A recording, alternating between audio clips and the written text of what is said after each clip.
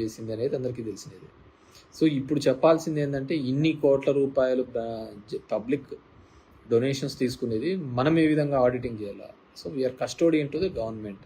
So గవర్నమెంట్కి వచ్చే ప్రతి రూపాయి కూడా ఏ విధంగా ఖర్చు పెడుతున్నాం చెప్పాల్సిన బాధ్యత ప్రభుత్వం అంది. సో కాబట్టి పవన్ కళ్యాణ్ గారు చంద్రబాబుని ఆ క్వశ్చన్ అడిగితే బాగుంటుంది అనేది నా ఫీలింగ్.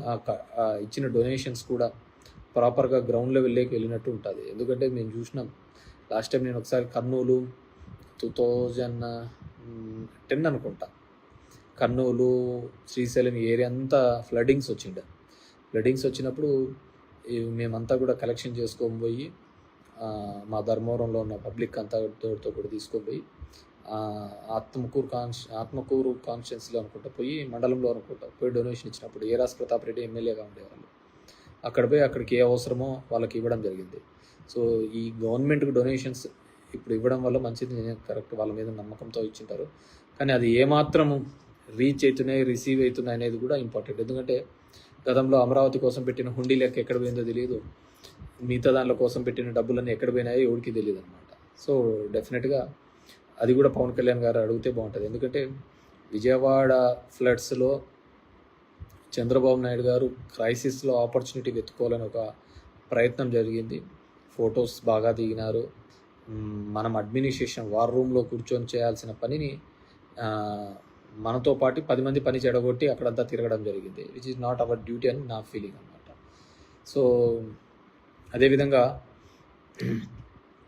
ఈ మధ్యకాలంలో చూస్తున్నాను ఆఫీసర్స్, ఇంతకుముందు కూడా నేను చెప్పినాను, వైసీపీకి అంటగాని వాళ్ళని లేకుంటే ఆ గవర్నమెంట్లో పనిచేసినారు అనేది ఫస్ట్ టైం నాకు తెలిసి 3 ఐపీఎస్ల మీద ఈ విధంగా కేసెస్ అనేది రిజిస్టర్ చేయడం అనేది. సో ఆ విధంగా గవర్నమెంట్ మీద 3 కేసులు 3 ఐపీఎస్ల మీద రిజిస్టర్ చేసినారంటే ఒక కొత్త సిస్టమ్ని ముందుకు తీసుకొని వస్తున్నట్టు నేను అనుకుంటున్నాను. కొత్త పద్ధతిని తీసుకొని వస్తున్నాడని నేను అనుకుంటున్నాను. ఎందుకంటే ఇది మంచి పద్ధతి కాదు. సో ఈరోజు రెడ్ బుక్ అని వాళ్ళు ఓపెన్ చేస్తారు, రేపు వైసీపీ అనేది బ్లూ బుక్ అని ఓపెన్ చేస్తారు. నలిగిపోయేది ఆఫీసర్లు, ఉద్యోగస్తులు. సో ఎక్కడైనా కానీ ప్రభుత్వం యొక్క ఆలోచన విధానాన్ని పెట్టి పనిచేస్తూ ఉండాలి. కానీ ఈ విధంగా రెడ్ బుక్ బ్లూ బుక్ అని డెమోక్రసీ అని చెప్పేసి పోతే డెఫినెట్గా బ్లూ బుక్ అనేది ఇప్పటికే తయారు చేస్తారు. ఆఫీసర్లలో ఒక వర్టికల్ డివిజన్ వస్తుంది. డివిజన్ వచ్చిన తర్వాత ఏమవుతుంది, డెఫినెట్గా ఇప్పుడు పనిచేయాలనుకున్న ఆఫీసర్లు కూడా ఏం కొద్దిగా ఎక్కువ చేసినా మళ్ళీ ఆ ప్రభుత్వం వస్తేనే మమ్మల్ని జైల్లో పెట్టడం, మమ్మల్ని మీద కేసులు పెట్టడం అనే ఒక భయం ఆఫీసర్స్లో కూడా వస్తుంది. అది అడ్మినిస్ట్రేషన్ కూడా మంచిది కాదు. సో ఆ విధంగా వెంజెన్స్ పాలిటిక్స్ లేకుంటే ఎక్కడో ఆమెకున్న హిస్టరీ చూస్తే అన్ని హనీ ట్యాప్ కేసులు ఉన్నాయి. సో వాట్ ఎవర్ మేబీ అలాంటి సంఘటనల్లో కూడా సో ఆఫీసర్లను ఒక పార్టీల తరపున ఒక డివిజన్ చేస్తారు. రోజు పేపర్లలో చూస్తూనే ఉంటాం. ఒక పార్టీల తరపున ఒక డివిజన్ చేయడం వల్ల ఏమవుతుందంటే డెఫినెట్గా ఇబ్బంది కలిగించే అంశంగానే తయారవుతుంది. సో ఈరోజు ఇదే అయిపోయినది, రేపొద్దున ఆ ఆఫీసర్లకు ఎవరైతే అత్యుత్సాహం చేస్తున్నారో దాంట్లో బ్లూ బుక్ అని జగన్మోహన్ రెడ్డి ఇంకో బుక్ తీసుకొని వస్తాడు. మన గుంటూరులో కూడా చెప్పినట్టున్నాడు ఆయన, మీరు ఈ విధంగానే చేసుకుంటూ పోతే గుంటూరులో మా ప్రభుత్వం వచ్చిన తర్వాత జైలు కూడా సరిపోవని చెప్పేసి. ఇది ఒక మంచి సాంప్రదాయం కాదు అనేది నా ఫీలింగ్. సరే, జరుగుతున్న దానిలోకి అన్నిటికీ కూడా ఒక లెక్క పత్తు ఉండాలి. ఆ బుక్స్ కూడా చూద్దాం ఏ విధంగా అయితే ఆఫీసర్స్ మీద ఇది చేస్తారని. స్టిల్ అదేవిధంగా ఇప్పుడు జరుగుతున్నది కూడా ఈ 100 daysలో నా అబ్జర్వేషన్లో అయితే జగనన్న ఇంతకుముందు వారు రీసర్వే ఉండే టైటిలింగ్ యాక్ట్ వస్తానే అన్నీ తీసేస్తాము, అవన్నీ నిలిపేస్తాము అన్నారు. ఇప్పుడు ఏముంది, దాని మీద భూ సర్వే అని చెప్పేసి ఆంధ్రప్రదేశ్ భూ సర్వే అని పేరు మాత్రం మార్చడం జరిగింది. ఇలాంటివన్నీ ఊరికే నేమ్సేకే తప్ప నిజంగాంటే ఉపయోగపడే విధంగా ఇంతవరకైతే ఈ 100 daysలో అయితే ఏమీ జరిగినట్టయితే నేను అనుకోవటం లేదు. మంచికి ప్రభుత్వం అనేదో పెట్టారు టైటిల్. మంచి అనేది మనం మంచి చేస్తే జనమే చెప్తారు, దానికి ఏముంది కానీ అంత బాగుందని చెప్పేసి. అండ్ లిక్కర్ షాప్స్ పబ్లిక్ కూడా అలాగే తయారైనాంలే. మనం కూడా చదువు చెప్పాలని జగన్మోహన్ రెడ్డి తాపత్రపన్నాడు. సిబిఎస్ఈ ఉండాలా, ఇంగ్లీష్ మీడియం ఉండాలా అని. మంచి మద్యం కావాలా, అందరికీ అమికబుల్ రేట్లో కావాలి అనేది మనం ఆశించినాం. సో సో ఆ విధంగా ఉంటుందన్నమాట. సో మద్యం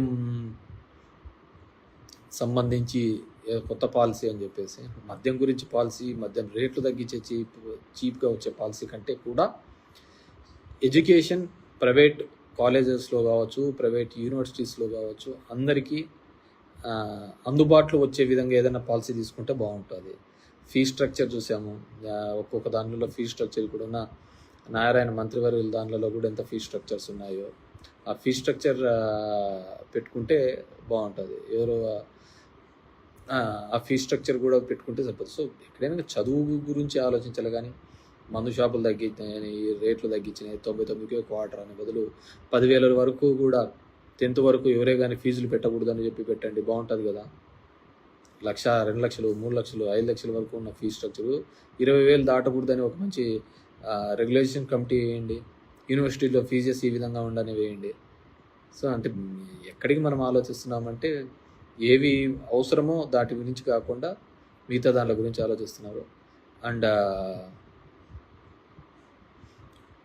రెండోది ఏదో నేను పార్టీ మారుతాను అని చెప్పేసి, so there is nothing like that. ఎక్కడ ఆ విధంగా ఎటువంటి లేదు. నేను ఆంధ్రప్రదేశ్లో రాజకీయం చేసినంత కాలము కూడా వైఎస్ఆర్ ఫ్యామిలీ వెంబడే ఉంటాము, వైఎస్ఆర్ కుటుంబంతోనే ఉంటాము. దిస్ ఈస్ ఇప్పటి నుంచి కాదు, మేము 35 సంవత్సరాల నుంచి కూడా ఆ ఫ్యామిలీ, ఆ కుటుంబం వెంబడే ఉన్నాము. ఎటువంటి పదవులు లేనప్పుడు ఉన్నాము, వాళ్ళ కష్టాల్లో ఉన్నప్పుడు ఉన్నాము, ఇబ్బందుల్లో ఉన్నప్పుడు ఉన్నాము. ఎల్లవెల్లా ఆ కుటుంబానికి తోడుగా ఉన్నాం. ఈరోజు వాళ్ళ కుటుంబంలో ఉన్న వాళ్ళే పక్కకు పోయినారు తప్ప మేము ఎక్కడికి పోలేదు. సో మేము ఎక్కడికి పోవటం లేదు. I will be with YSR party only. So దానికి ఎటువంటి ఇది లేదు. సో మనకు చేతనైనంత వరకు కూడా వైఎస్ఆర్ కుటుంబానికి తోడుగా అండగా నిలబడాలనేది మన ఆలోచన. సరే, వాళ్ళలో ఎక్కడైనా కానీ ఏదైనా తప్పు జరుగుతున్నా, ఇంకోటి జరుగుతున్నా చెప్పడం మన బాధ్యతగా చెప్పడం, కానీ అంతకుమించి వేరేది ఏం లేదు. సో బేసిక్గా